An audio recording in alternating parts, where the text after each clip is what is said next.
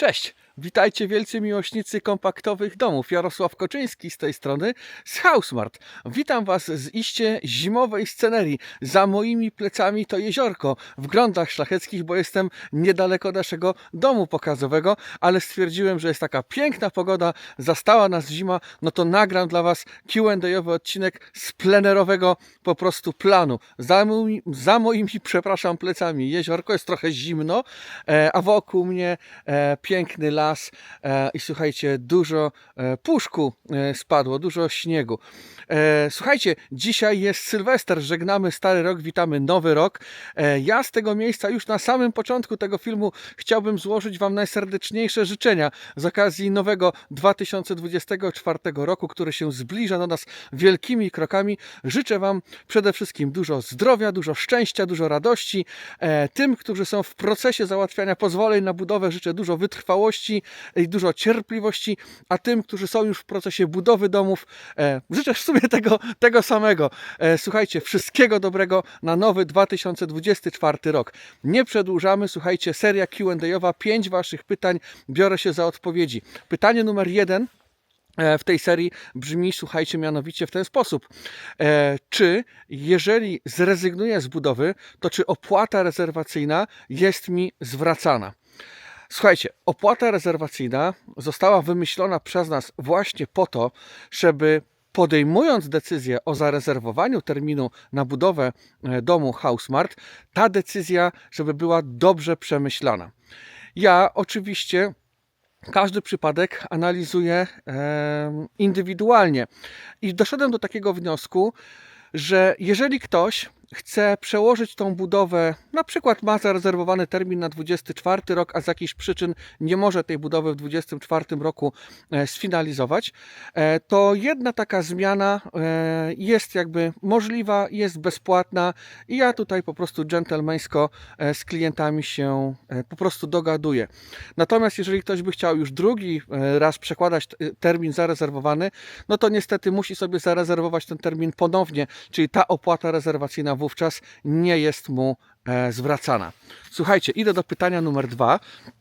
Mam oczywiście pomocnika, bo nie jestem w stanie tak wszystkiego naraz sobie spamiętać. I słuchajcie, pytanie numer 2 brzmi mianowicie w ten sposób.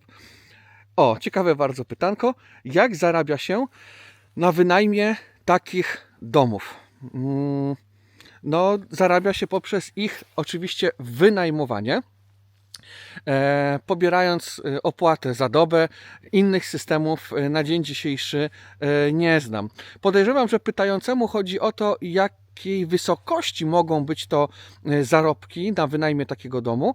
I tutaj chciałbym Was odesłać nie do tego, co ja mówię, tylko do tego, co na ten temat powiedział jeden z naszych klientów, Kuba, który jest właścicielem osady Wzgórza Kunowskie w województwie świętokrzyskim, i z Kubą nagraliśmy taki materiał, gdzie oczywiście pokazaliśmy jego osadę, ale również Kuba podzielił się z nami w tej rozmowie, czyli z nami i z Wami, podzielił się w tej rozmowie kosztami, ile ten biznes generuje kosztów oraz przychodami.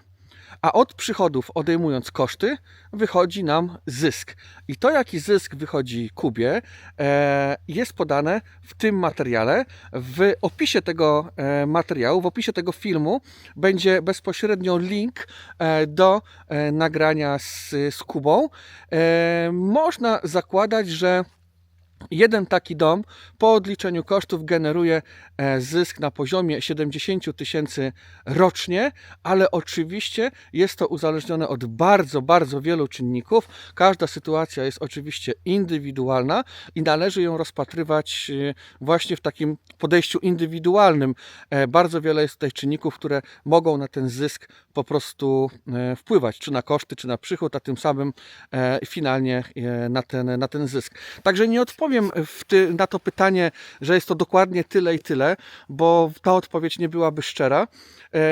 Trzeba wykonać analizę danego terenu pod kątem indywidualnych jego cech i na tej podstawie można coś zakładać, coś prognozować, ale życie oczywiście pisze swoje scenariusze i trzeba mieć to zawsze przy jakichkolwiek decyzjach biznesowych po prostu na uwadze.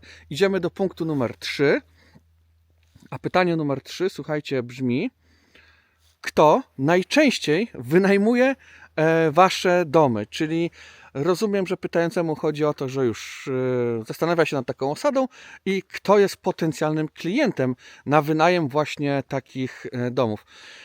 Słuchajcie, potencjalnym klientem do wynajmu takiego domu na weekend to w zasadzie jest każdy, kto pracuje, zarabia i osiąga jakieś dochody, bo każdy od czasu do czasu chce odpocząć i pojechać na weekend, czy to ze znajomymi, czy z rodziną, i po prostu sobie odpocząć.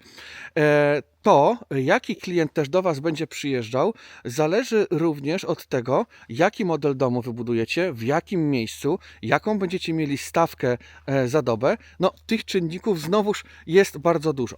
Ale można założyć takie ramy, oczywiście to są tylko jakieś takie graniczne założenia, że osobami, które będą wynajmowały na przykład projekt Mezzanine Smart, to najczęściej będą albo dwie pary osób dorosłych, albo na przykład małżeństwo z dziećmi, z jednym dzieckiem albo z 2 dziećmi. Najczęściej osoby, które przyjeżdżają do naszego domu, jak my wynajmujemy nasz dom, to są to właśnie dwie pary, albo dwie pary dorosłych, albo jakieś małżeństwo z dziećmi. Najczęściej właśnie taki profil klienta przyjeżdża do nas.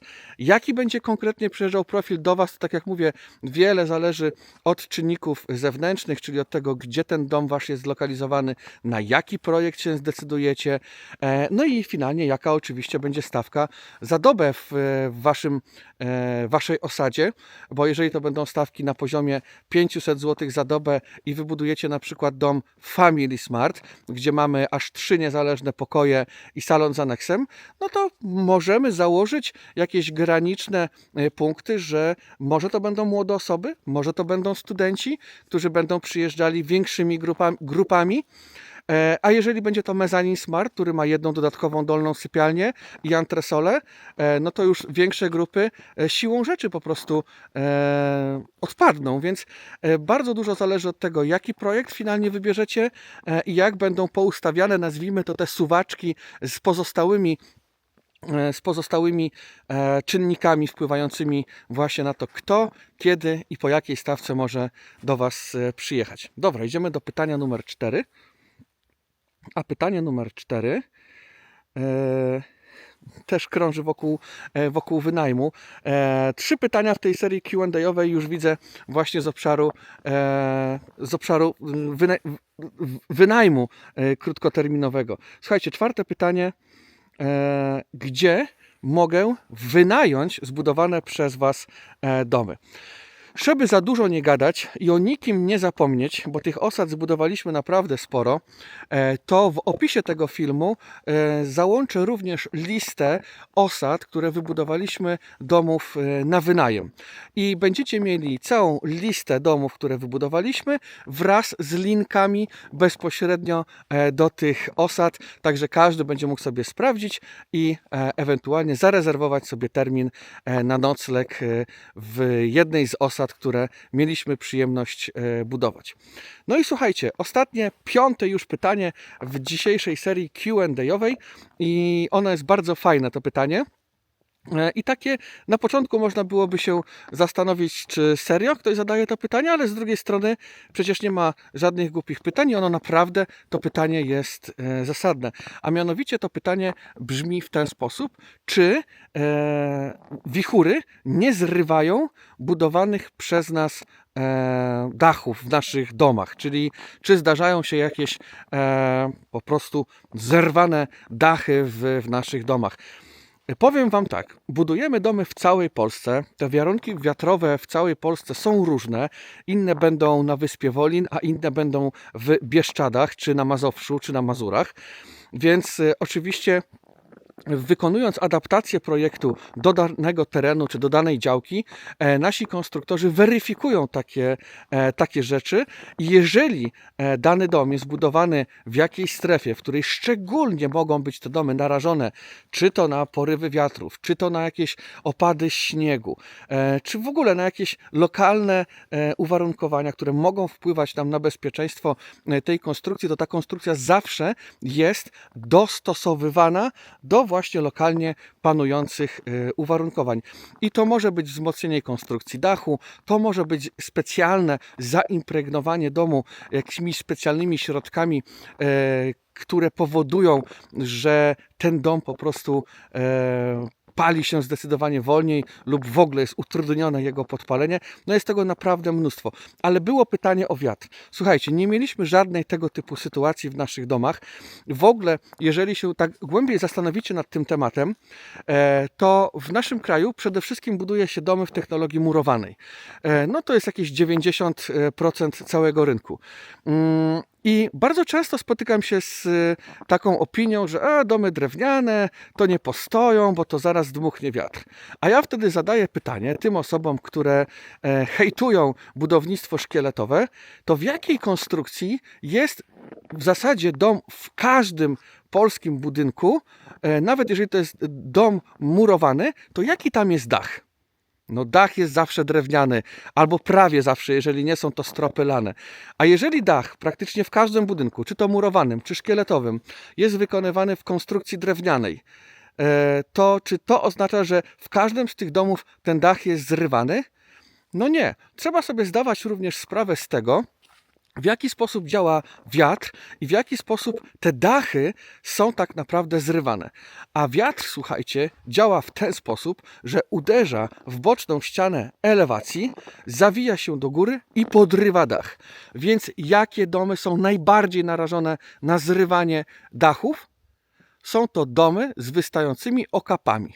A jeżeli my budujemy domy, na przykład mezanin lub Family Smart, bez wystających okapów, to nasze domy paradoksalnie są bardziej nawet odporne na jakieś bardzo silne podmuchy wiatru, aniżeli nawet klasycznie wybudowany dom o klasycznej więźbie dachowej z wystającymi okapami. Oczywiście czynników, które wpływają na to, czy dany dach będzie zerwany, czy nie, jest po prostu milion. Główny czynnik to jest poprawne wybudowanie budynku oraz czynnik pogodowy. Jeżeli trafi nam się jakiś ekstremalny wiatr o sile 200-300 km na godzinę, to nic tego domu ani dachu w zasadzie nie uratuje. Natomiast plusem mieszkania w Polsce jest to, że tego typu wichury w zasadzie nie występują, a jeżeli występują, to są to naprawdę anomalie, więc raczej nie powinniśmy się tego typu historii obawiać.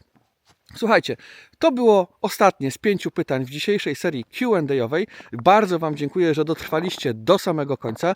Dajcie łapkę w górę, zostawcie subskrypcję i słuchajcie, nie zapomnijcie dzisiaj świetnie i szampańsko się po prostu bawić. Wszystkiego najlepszego w nowym 2024 roku dla Was. Trzymajcie się ciepło. Hej, cześć! Housmart. Jesteś u siebie.